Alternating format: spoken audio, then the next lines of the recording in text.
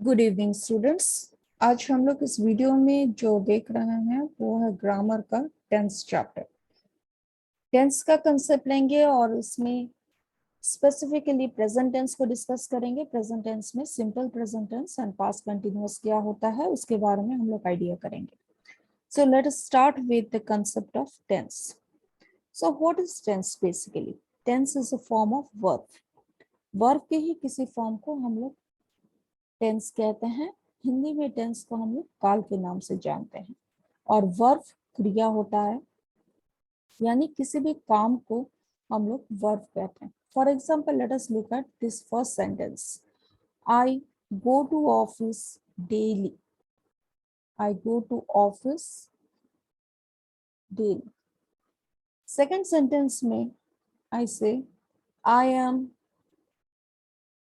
Going to a movie. In the third sentence, I say, I went to my aunt's home yesterday.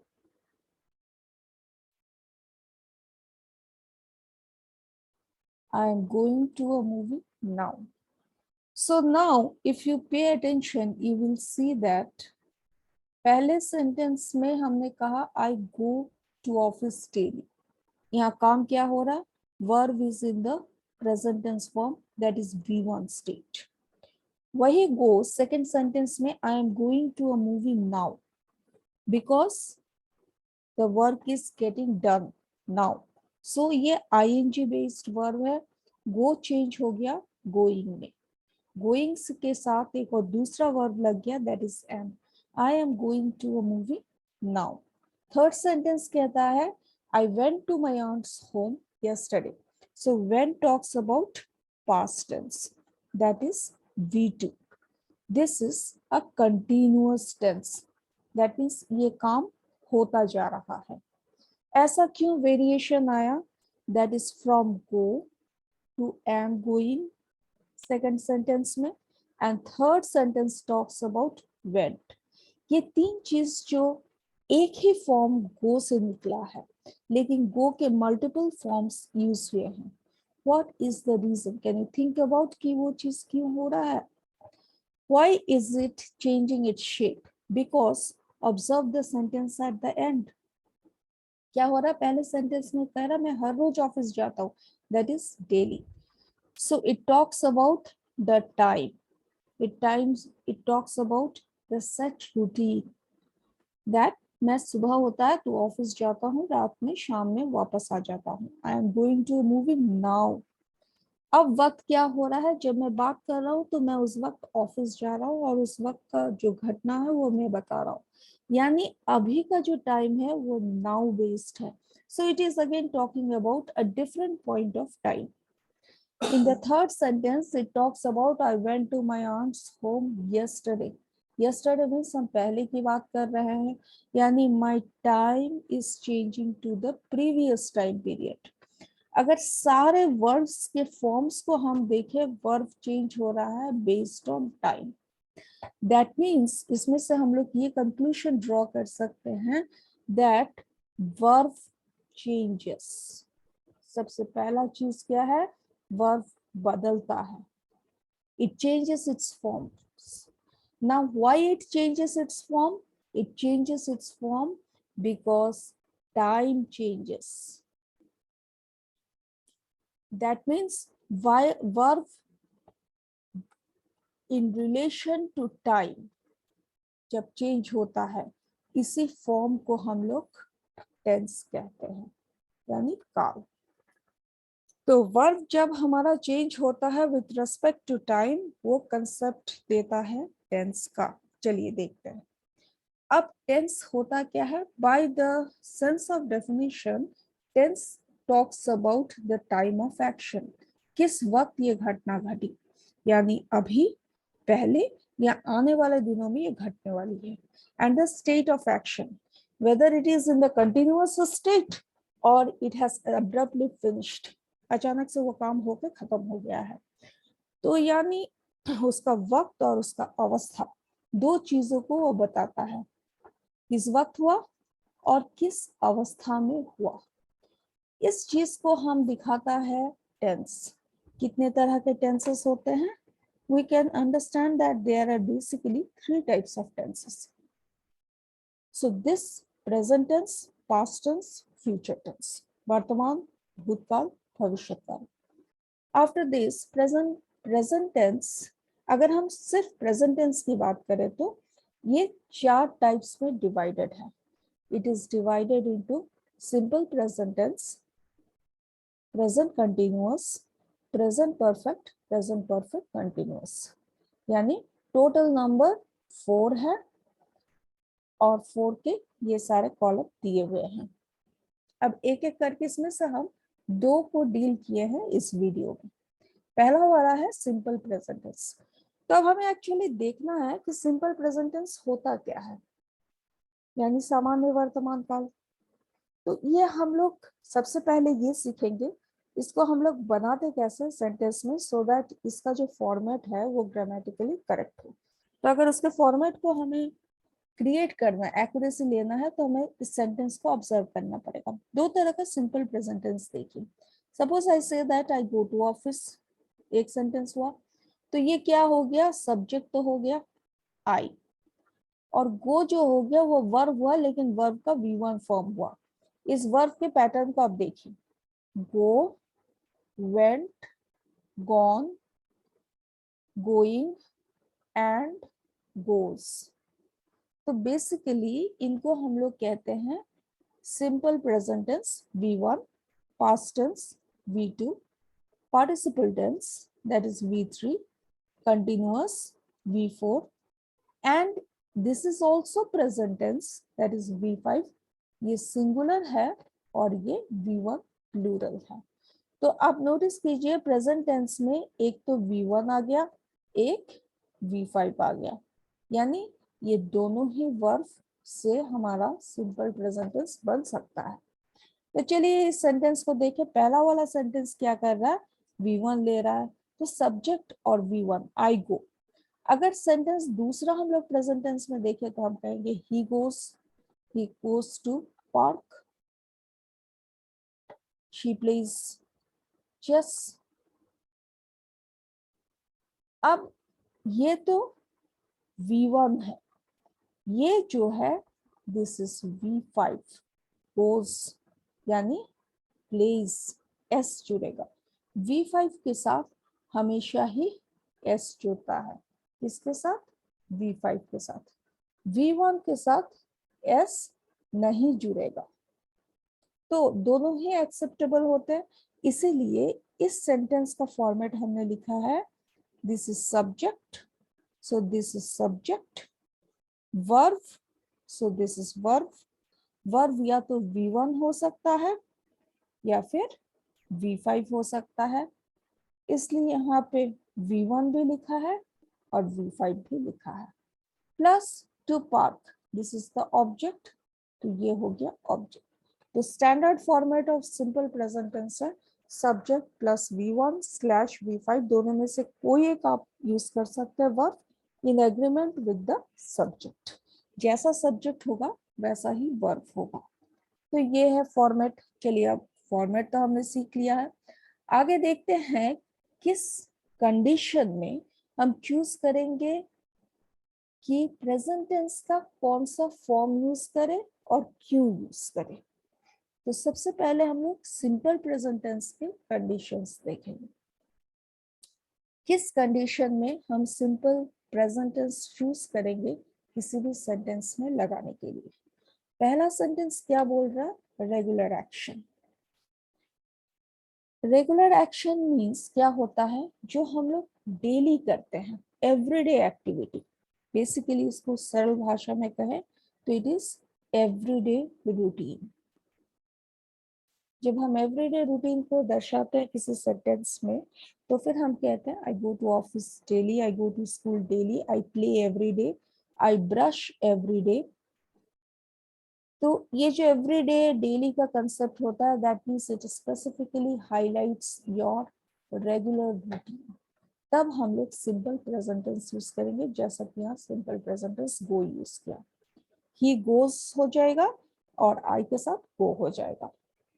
Second में हमने कहा irregular action. Irregular action means वो everyday regular pattern में नहीं होता है, but periodically at different intervals हो जाता है। जरूरी नहीं है कि कांस्टेंट इंटरवल में हो, but all of a sudden वो इरप्ट होता है, but it has a pattern of doing, like earthquake comes in Japan.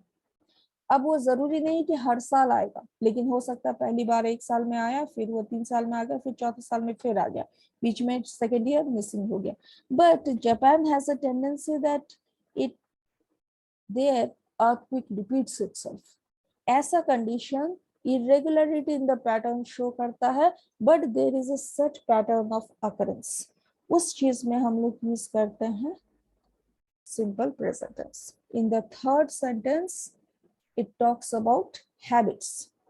Habits is, it is not about a routine. It is a slightly different concept than routine. It talks about what do you basically have in your nature. अचानक कोई किसी को बहुत जल्दी से गुस्सा आ जाता है, कोई जल्दी से झटपट दिमाग गर्म होता है, he gets angry easily. He gets angry easily. अब ये क्या कह रहा है, ऐसा तो नहीं है हर रोज जो नियम बांध के गुस्सा होता है, बट समटाइम्स अगर सिचुएशन प्रोवोकिंग हो या इंस्टिगेटिंग हो, जनरल पैटर्न ये शो करता है, उसका नेचर है कि इमीडिएट उसका दिमाग गर्म होता है। ऐसे में simple present tense, he smokes, that is a habit. I generally tend to forget, मुझे भूलने की आदत है, सिंपल प्रेजेंट टेंस। तो आदतों के साथ हम सिंपल प्रेजेंट टेंस यूज करेंगे। फोर्थ पॉइंट क्या है, यूनिवर्सल ट्रूथ, जो शाश्वत सच होता है, इटर्नल ट्रूथ, जिसको हम लोग कहते हैं इन इटर्निटी, वो सही है, उसमें कोई चेंज नहीं हो सकता, जिसने जन्म दिया है उसकी मृत्यु निश्चित है। This is a eternal fact. The sun rises in the east, that is a fact. So ऐसे में इन फैक्ट्स के साथ हम हमेशा सिंपल प्रेजेंट टेंस यूज करेंगे। The sun rises in the east and the sun sets in the west. तो ऐसे ट्रूथ को हम करेंगे। एक और चीज होता है, कभी कभार हम लोग प्रोवर्ब्स जो यूज करते हैं, that also you have to understand and remember. Proverbs और कोट्स, अगर आप कहीं पर भी देखेंगे कोट्स लिखे हुए हैं कहीं पे, या फिर हम प्रोवर्ब यानी कहावत कह रहे हैं, तो always you will see the pattern, they will use simple present tense. Why so? Because जो सही होता है, ये बात किसी एक फैक्ट पे आधारित होता है, लोगों ने कई दिनों तक इस चीज को होते हुए देखा है, इसलिए वहां से वो कहावत निकल के आई है। At that point in time, it becomes a quote or a proverb. That means it is equally good for our generation. It was equally good for the previous generation. It is going to be good for the future generation. In that case, जो हमेशा से सच होता है based on some fact, for example, honesty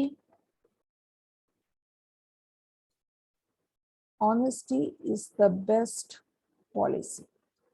सबसे अच्छा तरीका है जिंदगी जीने का, be honest. Always it will be present tense. Fortune favours the brave. तो क्या है, जिसके पास हिम्मत है उसी के पास किस्मत छुपती है, उसी की किस्मत अच्छी होती है। कहावत, जो कहावतें होती है, प्रोवर्ब्स एंड इडियम्स होते हैं, यू हैव टू रिमेंबर, वो सारी चीजें भी सिंपल प्रेजेंट टेंस लेती है। चलिए नेक्स्ट वाला पॉइंट देखते हैं। फिफ्थ पॉइंट में क्या कहा गया है, newspaper headlines and sport commentaries. That means if you open the newspaper, any column you take, generally you will see that all quotes until and unless specifically वो लोग कुछ past इंसिडेंट को narrate कर रहे हैं तब अलग चीज, लेकिन जितने भी हेडलाइंस होंगे वो सारे सिंपल प्रेजेंट टेंस में भी रहेंगे। It is accepted in a way that ये हो रहा है, ये चल रहा है at the present day. Sport commentaries, whenever they will be making some commentaries in the running match, तो लोग क्या करेगा, India wins the match, he plays hard। तो इस तरह के headlines and commentaries simple present tense लेंगे।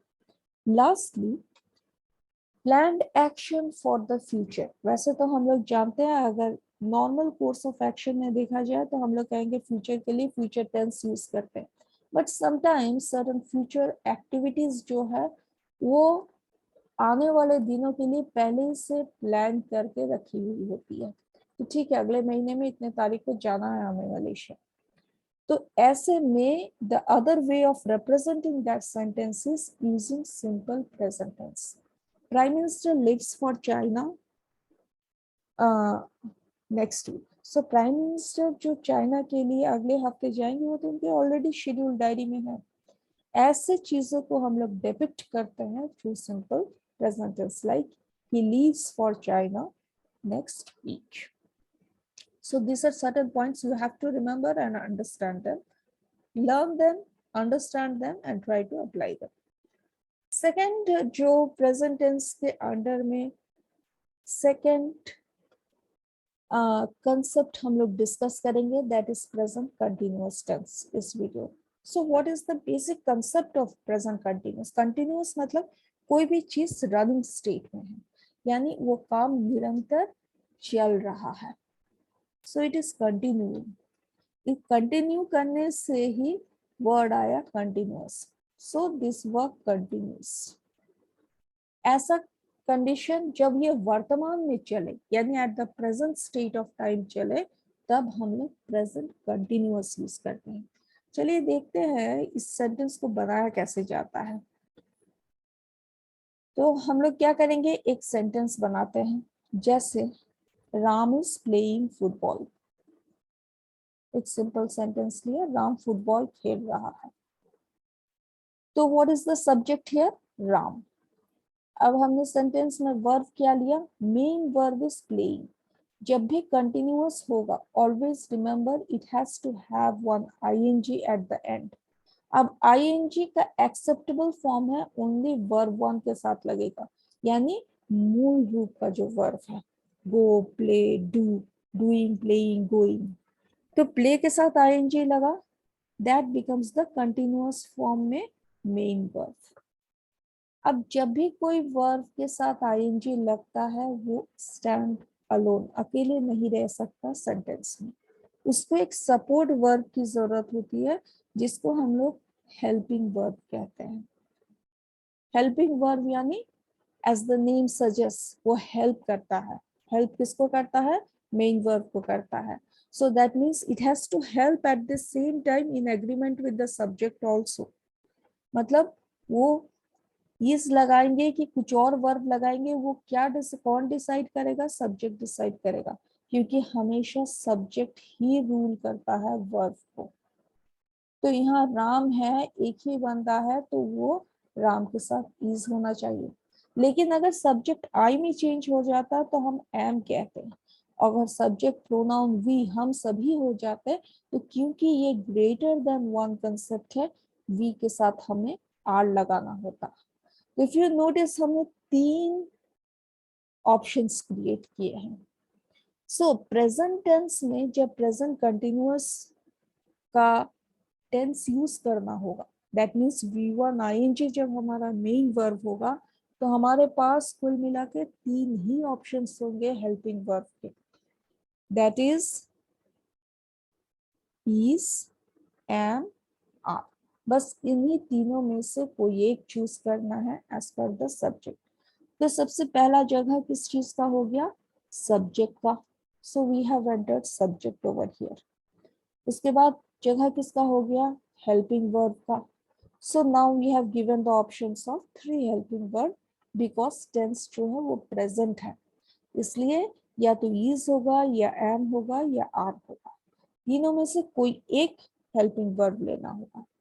देन कंटिन्यूअस के लिए मेन वर्ब जो होता है उसका V1 फॉर्म सिलेक्ट करेंगे और उसके साथ ही ING जोड़ेंगे, लाइक हेल्पिंग, प्लेइंग, डूइंग। सो ये हो गया मेन वर्ब का जगह। रेस्ट आपको जो ऑब्जेक्ट वहां यूज करना है for the correct meaning you can use to create a logical flow of the statement. So हमारा एक्सेप्टेबल फॉर्मेट है subject plus is am are तीनों में से कोई एक option plus V1 ing plus object. Learn this formula. चलिए अब नीचे चलते हैं। ये तो हमने फॉर्मेट बनाना सीख लिया। आगे क्या करेंगे हम लोग? कंडीशंस देखेंगे। बनाना तो सीख लिया, अब लगाए तो कहाँ लगाए, क्यों लगाए। So conditions करने के लिए we'll see that first condition that we have to satisfy is action going on at the time of speaking. So when I'm talking to you, suppose I'm teaching you now. So if somebody asks me कि अभी क्या कर रहे हो, अभी मैं पढ़ा रही हूँ, अभी मैं कुछ समझा रही हूँ. So at that time I will say that I'm talking to you, I'm teaching you, I'm speaking to you. So जब now का कंडीशन आ रहा है, यानी at that time of speaking means at that present moment हम कौन सा activity कर रहे हैं, उसको जब हम ट्रांसलेट करते हैं इंग्लिश में, तब ing वर्ब का हेल्प लेते हैं एंड अकॉर्डिंगली करेक्ट ऑक्सिलरी लगाते हैं यहाँ subject. I am talking to you now, I am playing hockey, I am watching a movie now. So इन तरह के सेंटेंसेस होते हैं. पहला क्राइटेरिया जिसमें हम लोग प्रेजेंट कंटिन्यूअस यूज करते हैं, that is I am talking to you, I am playing, I am teaching. Okay.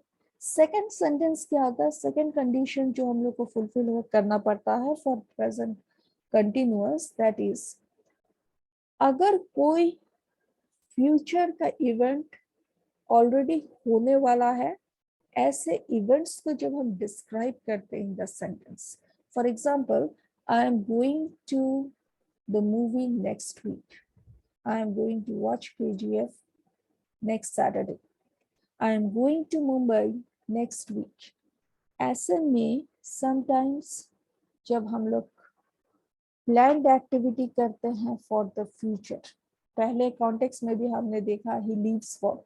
One way is you can select simple present tense. There is another way, you can also use present continuous tense to depict the future. So I am going to do it, I am going to contact you once I reach Delhi. So इन तरह के sentences जो near future को depict करता है, उस वक्त भी हम लोग present continuous को use कर सकते हैं. Hopefully आप लोगों को ये concept समझ में आया होगा. I was able to clear the concept to you. So keep watching and learning. That's all from this video. Thanks.